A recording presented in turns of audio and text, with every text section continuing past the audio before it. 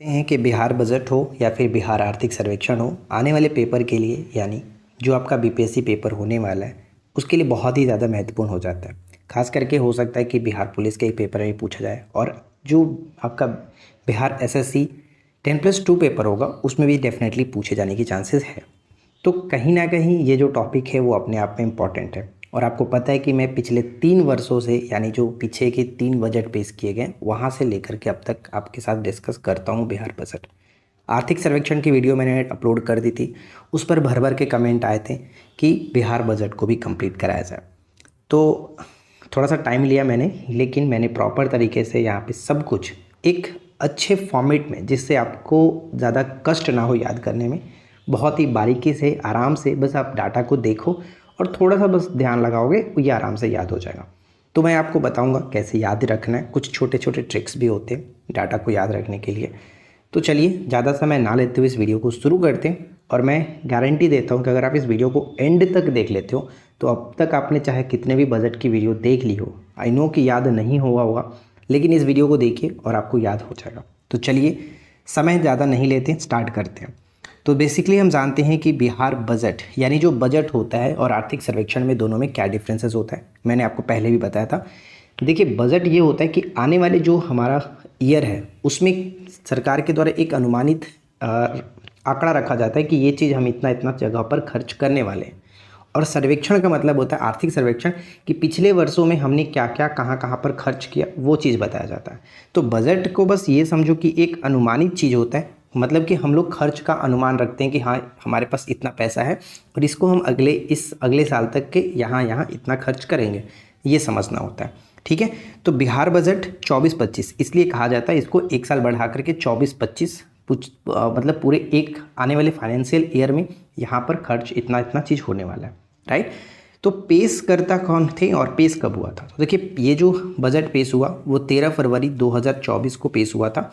और पेशकर्ता की बात करें तो उप मुख्यमंत्री, साथ ही साथ ये वित्त मंत्री भी हैं, सम्राट चौधरी के द्वारा पेश किया गया था। ठीक है, तो ये चीज़ याद रखना है। और अगर आपसे पूछ ले कि ये कौन सा बजट है तो 17वां बजट था, बिहार का 17वां बजट था, राइट। अब यहाँ पे देखिए बात करते हैं कि 2024-25 के लिए बजट का कुल आकार क्या है। दो तरह से पूछा जा सकता है, एक तो कहेगा कि कुल आकार क्या है या फिर एक कहेगा कि कुल व्यय क्या है, यानी आकार को ही व्यय के रूप में आप समझो कि बस यही चीज़ है। तो 2024-25 के लिए बजट का कुल आकार जो है यानी कुल खर्च करने की जो व्यय है, कुल व्यय है, वो रहेगा 278,725। पॉइंट के बाद के आंकड़े को आप याद मत करो, वैसे कभी नहीं पेपर में देता। मैंने 3 साल से आपके साथ ये चीज़ डिस्कस किया और 3 बार आपको बताया भी हूँ, पेपर में भी आपके साथ डिस्कस किया हुआ है, आपने पेपर में भी देखा हुआ, तो कोई दिक्कत नहीं होता है। पॉइंट के बाद के आंकड़े को ज़्यादा छेड़छाड़ नहीं किया जाता है, जो भी करना है वो पॉइंट्स के पहले के आंकड़े के साथ ही गलती करके ऑप्शन में दिया जाएगा। ठीक है, तो अगर आपको पॉइंट से पहले की चीज़ें अच्छे से याद है तो ज़्यादा कोई दिक्कत नहीं है, राइट। तो यहाँ पे याद कैसे रखना है, 278,725। ठीक है, 278,725। अब आप ऐसे मत याद रखने चलो कि 2,78,725 ऐसे याद रखोगे तो फिर गलती हो जाएगी। बस डाटा है, हमें याद रखना है, ऑप्शन मिलेगा वहाँ पे टिक करना है, यही मेन मेरा मकसद होता है, मेन पर्पस है। ठीक है, तो याद रखने की कोशिश बस ये करिए कि छोटे से जिस तरह से मतलब आपको याद हो जाए आराम से। 278,725, ठीक है, 278,725। अगर लाख में दे रहा है तो 2.78 लाख। ठीक है, 278 याद रहेगा तो आप आराम से टिक कर ही सकते हो, ज़्यादा इसमें कुछ दिक्कत नहीं है। अब अगर हम बात करें कि बजट की तुलना करें, जैसे कि पिछले वर्ष हमने जो देखा था 23-24 में कितना था, 23-24 में मैंने डाटा याद रखाया था आपको कि 26-18-85 यानी 261-885 ऐसे करके याद कराया था, 261-885। तो अब आपसे ये पूछा जा सकता है कि अब का जो बजट है, पिछले वर्ष की जो बजट रहा यानी 23-24 का बजट से इस वर्ष का बजट 24-25 वाला कितना अधिक रहा, ये पूछा जा सकता है। तो यहाँ पे देखिए वित्त वर्ष से कितना ज़्यादा रहा, तो आप दोनों का डिफरेंसेस देख लो, 16,840, 16,840, 8 दूनी की 16 और 8 पंजे 40। ठीक है, 16,840। अगर आपसे पूछे कि परसेंटेज में कितना रहा ये भी तो बताओ, तो परसेंटेज में 6.4% अधिक रहा पिछले वर्ष की तुलना में। यानी पिछला वर्ष जो था बजट 261,885 था, इस वर्ष का जो बजट है 278,725, ठीक है, 278,725। तो कितना अधिक रहा, 16,840 और परसेंटेज में 6.4%। मैं बार बार रिपीट यहाँ पे कर रहा हूँ, तो थोड़ा सा ध्यान दोगे तो अच्छे से याद हो जाएगा अभी के अभी। तो मैं बार बार रिपीट इसलिए ही कर रहा हूँ ताकि आपको याद हो जाए। और डाटा एक बार में याद नहीं होता, मैं आपको यहाँ पे बोल भी दूँगा तो मे भी नहीं हो सकता है कि नहीं याद हो, तो आपको लिख करके डाटा को याद करना पड़ता है। हम भी वैसे ही याद करते हैं। और एक चीज़ और याद रखिएगा, इस बार जो बजट पेश किया गया वो हमारे इतिहास में, यानी राज्य के इतिहास में अब तक का सबसे बड़ा बजट है। ये तो पॉइंट ध्यान में रखना, मतलब हर साल तो बढ़ता ही जा रहा है। जैसे कि आप मैंने यहाँ पे बजट के आकार की तुलना वित्तीय वर्षों से की है। जैसे कि देखिए 22-23 में जो बजट रहा 23-76-91, यहाँ से मैं हमेशा से कराते आ रहा हूँ। 22-23 से मैंने बजट कराना स्टार्ट किया था अपने इस चैनल पे। तो 22-23 में मैंने आपको याद करा था 23-76-91, और उस वक्त 67वां जो चल रहा था बीपीएससी, उसमें बहुत ही बार ये क्वेश्चंस कहने का मतलब ये हुआ कि बजट से क्वेश्चंस देखने को मिला था, आर्थिक सर्वेक्षण से क्वेश्चंस देखने को मिला था। और उस वक्त हमारे जो भी मैंने चीज़ें कराई थी वो एग्ज़ाम्स में हूबहू देखने को मिला था। और उस वक्त मैंने खुद एग्ज़ाम सेंटर में बहुत सारे लोगों से मिला भी था एग्ज़ाम सेंटर पर, जब मेरा गोपालगंज पड़ा था। तो उस वक्त अच्छा लगा था, तब मुझे समझ में आया कि इस चीज़ को किस तरह से प्रेजेंट करना है, किस तरह से याद कराना है। ठीक है, तो बस जो चीज़ आपको दी जा रही है उनको अच्छे से याद रख लो। अब यहाँ पे देखिए 23-24 की बात करें तो 23-24 में जो डाटा रहा 261,885 था। फिर उसके बाद 24-25 की, यानी इस वर्ष की अगर बात करें तो थोड़ा सा फिर से बढ़ा 278,725। मैंने यहाँ पे फिर से एक बार याद कराने की कोशिश की है, कितना प्रतिशत ज़्यादा रहा पिछले वर्ष की तुलना में, 6.4%। कितना रुपए अगर राशि में बात करें तो 16,840 करोड़। पैसे हमेशा करोड़ में बात करेंगे, तो ये चीज़ ध्यान में रखिएगा, मैं बार बार करोड़ बोलूँगा नहीं। ठीक है, पॉइंट के बाद भी मैं चर्चा नहीं करूँगा और साथ में बार बार करोड़ भी नहीं बोलूँगा, वो आपको याद रख लेना है कि बात यहाँ पे हमेशा करोड़ में की जा रही है। राइट, अब आता है कि जो हमारा व्यय होता है वो दो तरीके से होता है, एक तो आपका राजस्व व्यय होता है और एक आपका पूंजीगत व्यय होता है। राजस्व व्यय, पूंजीगत व्यय, और मैंने आपको पहले भी बताया हूँ आर्थिक सर्वेक्षण में ही कि राजस्व व्यय हमेशा पूंजीगत व्यय से ज़्यादा होगा। राइट, तो राजस्व व्यय को अगर हम देखें तो कितना है, 225,676, 225,676। ठीक है, 225,676, और ये कुल हमारे बजट के आकार का 80.97%, 80.97%। दोनों पूछा जा सकता है कि जो राजस्व बजट है, राजस्व जो व्यय है वो कुल बजट का कितना प्रतिशत है। क्वेश्चन ऐसे पूछेगा, मैं आपको बाद में एमसीक्यू कराऊंगा, पहले तो याद कर लो। ठीक है, तो पूछा जा सकता है, तो इसलिए मैंने यहाँ पे दोनों चीज़ लिख रखा है। तो याद रखिएगा कि राजस्व जो व्यय है वो कुल बजट का, यानी कुल व्यय का 80.97% है। राइट, और पूंजीगत व्यय की बात करें तो जो रिमेनिंग अमाउंट बचेगा वही होगा, जैसे कि 53,048, 53,048। मुझे ये डाटा याद हो गया है क्योंकि मैंने इससे बार बार लिख करके याद किया है। अगर आप रट करके याद करोगे तो नहीं याद होगा, थोड़ा सा लिखो, माइंड में सेट करो, आराम से याद होगा, 2-3 बार पढ़ लोगे याद हो जाएगा। और ऐसा नहीं कि लॉन्ग टर्म्स के लिए याद होगा, बार बार रिपीट करना पड़ता है क्योंकि ये डाटा है। राइट, अंक है, तो अंक को याद रखना थोड़ा सा पेचीदा काम है, तो थोड़ा सा आप टाइम टू टाइम दे करके रिवीजन जरूर करें। और इसमें कितना प्रतिशत होगा, तो रिमेनिंग प्रतिशत, जैसे कि उसमें 80.97% है, तो बाकी 19.03% आपका हो जाएगा पूंजीगत व्यय। राइट, अब हम बात कर रहे हैं जो व्यय के बारे में, तो यहाँ पे थोड़ा सा मैंने देखिए नोट डाउन किया हुआ है कि सबसे अधिक व्यय कहाँ पर किया गया। तो सबसे अधिक जो व्यय रहा वो शिक्षा पर हुआ है। आप जैसे कि जनरली जानते ही हैं, पूरे बजट का सबसे ज़्यादा जो व्यय होगा वो शिक्षा पर 18.89%, 18.89%। अगर यही हम बात करें कितने रुपए, तो 52,63,9, ये याद रखना है कि 52,639, 52,639, 52,63,9। राइट, और अगर ये भी पूछा है कि पिछले वर्ष की तुलना में शिक्षा पर कितना व्यय किया जाएगा, पिछले वर्ष करीब 15 दशमलव के समथिंग था, 15% के आसपास, और इस वर्ष जो है वो 18.89%। तो बढ़ोतरी जो हुई है वो 3.44% की शिक्षा पर अधिक व्यय किया जा रहा है। राइट, दूसरा जो सबसे ज़्यादा व्यय किया जाएगा वो स्वास्थ्य विभाग पर 5.36% के साथ 14,932। और थर्ड जो व्यय रहेगा वो ग्रामीण विकास पर 5.13% के साथ 14,296 करोड़ रुपए। तो ये रहा टोटल, आपको याद रखना है कि कहाँ पर सबसे ज़्यादा व्यय होगा और कितना व्यय होगा। याद रखना है खास करके शिक्षा, स्वास्थ्य और ये ग्रामीण जो विकास है, ये तीनों याद रखिएगा, इसलिए मैंने यहाँ पे टॉप 3 को रखा हुआ है, राइट। अब अगर बात करें कि बिहार का विकास दर कितना है, तो बिहार का विकास दर 10.64%, जो कि यहाँ पे कहेंगे कि देश में सभी राज्यों में सबसे टॉप पर है बिहार में विकास दर 10.64%। और सेकेंड रैंक पर असम का आता है 10.2% के साथ, और थर्ड रैंक पर दिल्ली आता है 9.2% के साथ। और भारत का विकास दर अनुमानित जो है वो 7.3% है।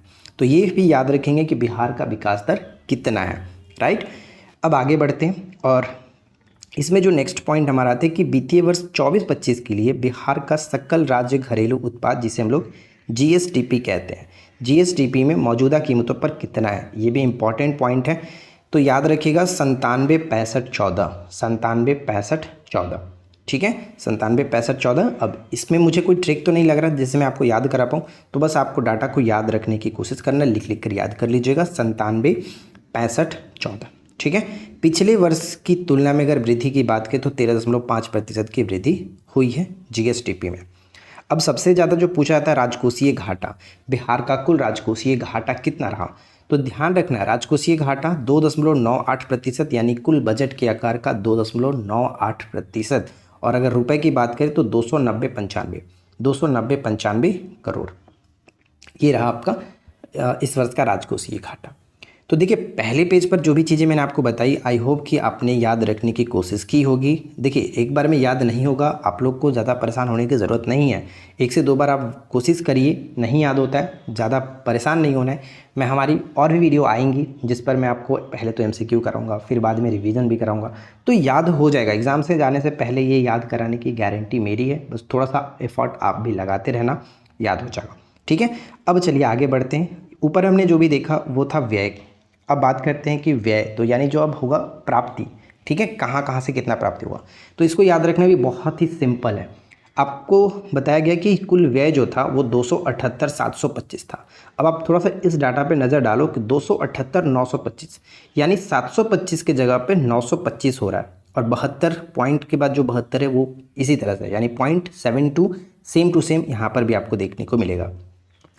तो व्यय और प्राप्ति में ज़्यादा फर्क नहीं है, बस ये चीज़ ध्यान रखना कि प्राप्ति ज़्यादा होता है व्यय की तुलना में, ठीक है। तो यहाँ पे क्या है 278,925 कुल प्राप्ति हुआ, हमने व्यय कितना करना है 278,725 व्यय करना है।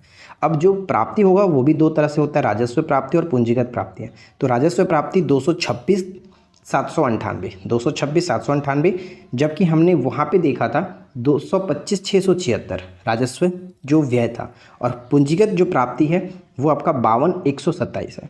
ज़्यादातर जो पूछा जाता है वो पूंजीगत व्यय पूछा जाता है, राजस्व व्यय पूछा जाता है, कुल व्यय पूछा जाता है। प्राप्तियों से क्वेश्चंस नहीं बनते हैं, ना के बराबर आता है। तो मैंने यहाँ पे लिख तो दिया है, लेकिन आपको याद रखना है, ठीक है। चलिए अब आता है राजस्व बचत कितना रहा। तो राजस्व बचत जो है वो 1121.41। देखिए लगातार आपको दिख रहा होगा 11 है, फिर 21 है, तो 31 होना चाहिए था, लेकिन 31 तो नहीं है, हमें पॉइंट के बाद वैसे भी याद नहीं रखना। तो 11 और 21 फिर 41 इस तरह से। और ये बजट का कितना है तो 0.11%, यानी सब आप इसी में देख पाएंगे कि 0.11 भी आ रहा है यहीं पर, ठीक है। तो यहाँ पर याद रखना है। राजकोषीय घाटा हमने बताया था आपको 290-95, जो कि बजट का 2.98%। बार बार डाटा को रिपीट इसलिए कर देता हूँ ताकि आपको याद हो जाए। अब देखिए क्या होता है कि राज्य को केंद्र सरकार से केंद्रीय करों में हिस्से के रूप में कितना प्राप्त हुआ है, तो 130-11, यहाँ पे है कि 1130-11, ठीक है, 1130-11, 1130-11, यहाँ तक इतना करोड़ रुपए राज्य को केंद्रीय करों में हिस्सा के रूप में प्राप्त हुआ है। 1130-11 कितना आसान है, 1130-11, ठीक है। जब देखिए थोड़ा सा समझिएगा, अब आप याद रखने की कोशिश कर रहे हो, आपने याद भी किया, जितना हो सका आपने याद किया। जैसे ही आपको ऑप्शन मिलेगा आप तुरंत टिक कर लोगे, क्योंकि आपने डाटा को ध्यान से देखा है, आप आराम से कर लोगे। तो इसके लिए परेशान नहीं होना है, मैं बार बार कह रहा हूँ। तो बस ध्यान से थोड़ा सा अभी समय दे करके समझ लीजिए। अब बात करते हैं कि प्रमुख विभाग और व्यय राशि और उनका प्रतिशत क्या है। जैसे हमने ऊपर में देखा था कि सबसे ज़्यादा जो खर्च होगा वो शिक्षा पर होगा, 18.89%। उसी के बाद हमने देखा था स्वास्थ्य विभाग पर खर्च होगा, फिर उसके बाद ग्रामीण विकास पर। तो चौथा जो विभाग आता है सबसे ज़्यादा जो खर्च होने की बात की गई है ऊर्जा और बिजली विभाग पर 4.10%। यानी रुपए की बात करें तो 11,422, 11,422, 11 चौका 44 होता है, तो उसका आधा यहाँ पे 11,422। ठीक है, इतना करोड़ चौथा विभाग है जिस पर सबसे ज़्यादा खर्च होगा। उसी तरह से यहाँ पे नगर विकास और आवास विभाग की बात करें तो इतना खर्च किया जाएगा। कृषि विभाग याद रखिएगा, कृषि विभाग इंपॉर्टेंट रहेगा, पूछा जा सकता है। इसमें टोटल आपको याद रखना 3600 करोड़। ठीक है, पॉइंट के बाद टेंशन नहीं लेना है। शिक्षा विभाग पर 3600 जो कि करोड़ होगा 1.29%, 1.29%। और ये क्या है, कुल बजट के आकार का प्रतिशत है। साइंस एंड टेक्नोलॉजी की बात करें तो इस पर 1072, ठीक है, 1072, 0.39%। पर्यावरण एवं जलवायु परिवर्तन की बात करें, पर्यावरण एवं जलवायु परिवर्तन पर जो खर्च होगा वो 853 करोड़। और अल्पसंख्यक कल्याण पर 648 करोड़ खर्च होने की बात की गई है।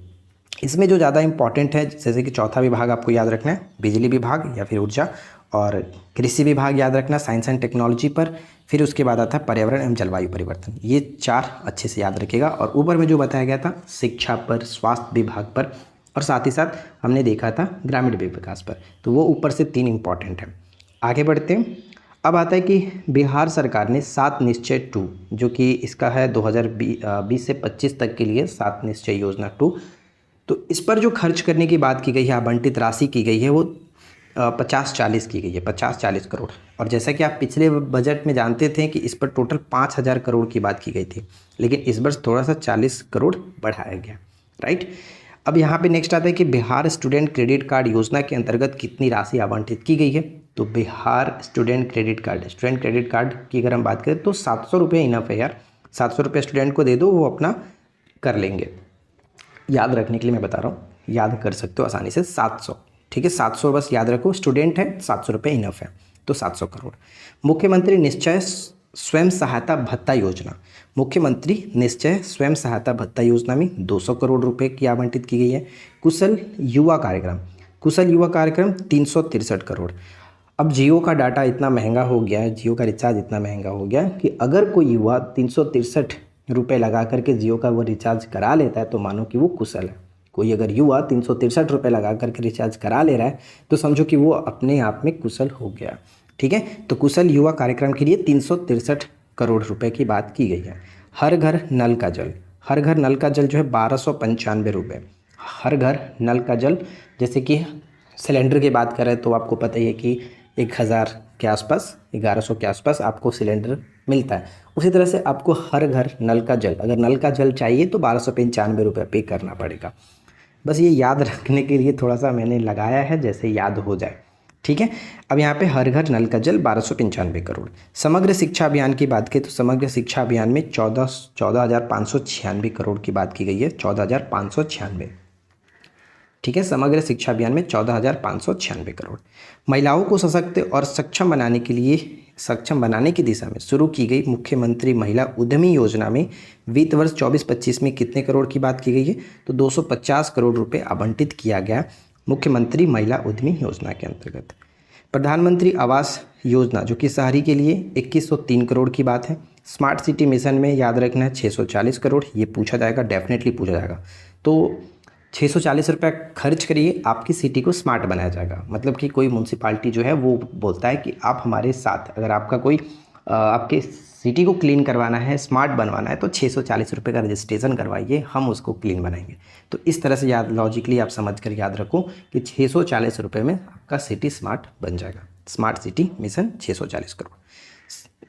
प्रधानमंत्री ग्राम सड़क योजना, तो प्रधानमंत्री ग्राम सड़क योजना की अगर हम बात कर रहे हैं तो यहाँ पे बस याद रखना है कि 271 तक जिस तरह से विकास चल रहा है, ऐसा भी नहीं लगता कि 271 तक ग्राम की जो सड़कें हैं, गांव की जो सड़कें हैं वो अच्छी हो पाएंगी।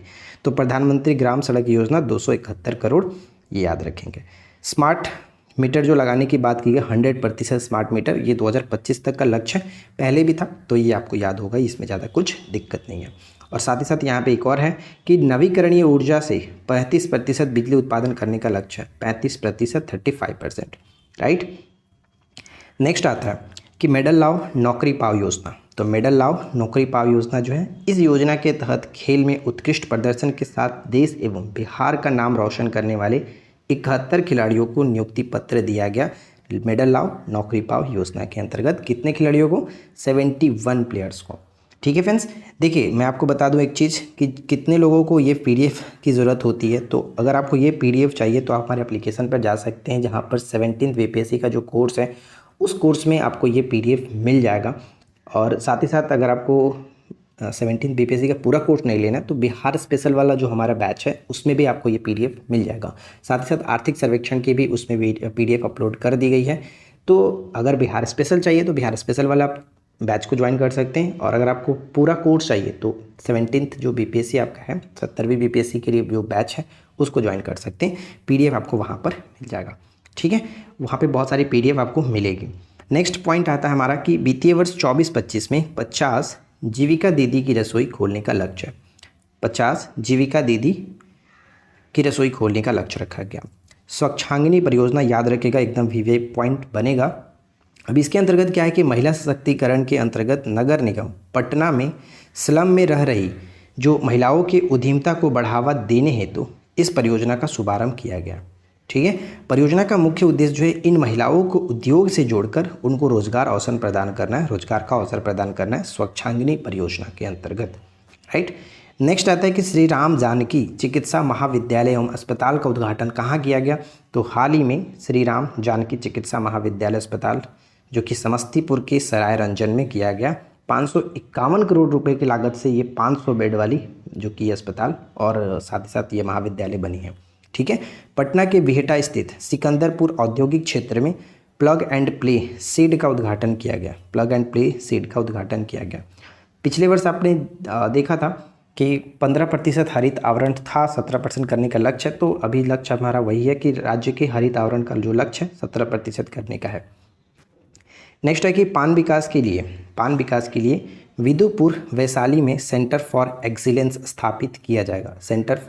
सेंटर ऑफ एक्सीलेंस स्थापित किया जाएगा।